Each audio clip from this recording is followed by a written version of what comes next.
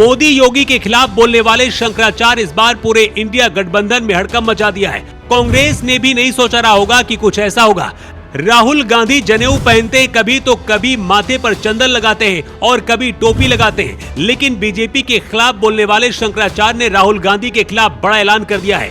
ये वही शंकराचार्य हैं जो महाकुंभ हादसे के बाद योगी को इस्तीफा देने के लिए बोला था।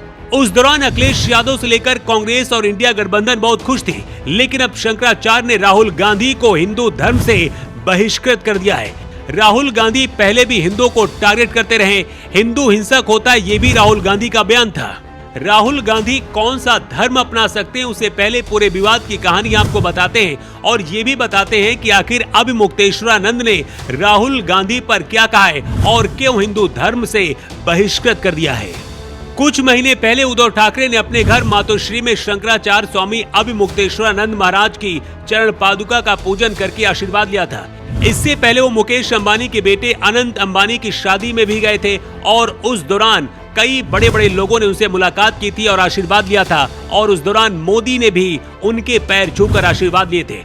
मोदी विरोधी राजनीतिक दल बहुत इन्हें पसंद करते हैं। अखिलेश यादव भी इनसे आशीर्वाद ले चुके हैं, लेकिन जब बात हिंदू धर्म और वेदों की आई तो राहुल गांधी को हिंदू धर्म छोड़ने का ऐलान कर दिया। पूरा विवाद राहुल गांधी के संसद में दिए गए मनुस्मृति पर एक बयान को लेकर है। शंकराचार्य ने कहा कि राहुल गांधी ने 3 महीने पहले संसद में बयान दिया था कि मनुस्मृति में रेप करने वालों को बचाने का प्रावधान है। इसका जवाब हमने मांगा था, लेकिन कोई जवाब नहीं मिला। शंकराचार्य ने कहा कि अगर राहुल गांधी सच्चे हिंदू होते तो वो मनुस्मृति को हिंदू धर्म की पुस्तक मानते। अभिमुक्तेश्वरानंद ने कहा है, मनुस्मृति संसार का पहला संविधान है, उससे ही प्रेरणा लेकर कई संविधान रचे गए। हम आज भी उसके अनुसार अपना जीवन चलाते हैं।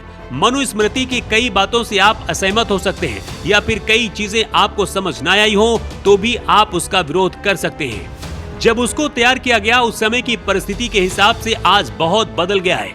मनुस्मृति में महिलाओं को जो अधिकार दिए गए उसकी तारीफ बाबा साहब अम्बेडकर ने भी की थी। राहुल गांधी को ये बताना चाहिए कि आखिर रेप करने वालों को बचाने का प्रावधान मनुस्मृति में कहाँ है।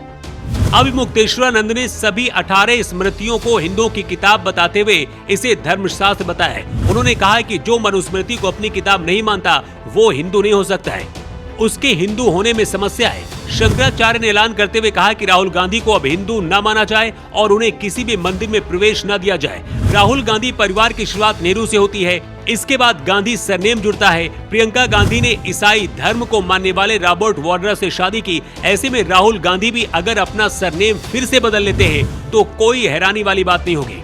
हैरानी की बात यह है कि अभी तक मोदी योगी सरकार के खिलाफ बोलने वाले शंकराचार्य इस बार कांग्रेस के खिलाफ ही मोर्चा खोल दिया है और राहुल गांधी को हिंदू धर्म से बहिष्कृत कर दिया है। ये बात सच है कि मनुस्मृति के कई प्रावधान गलत हैं, लेकिन ये भी सच है कि ये दुनिया का पहला संविधान था जिसके बाद दुनिया भर के संविधान बने और दुनिया भर के कई संविधानों के प्रावधान निकालकर भारत का संविधान बनाया गया।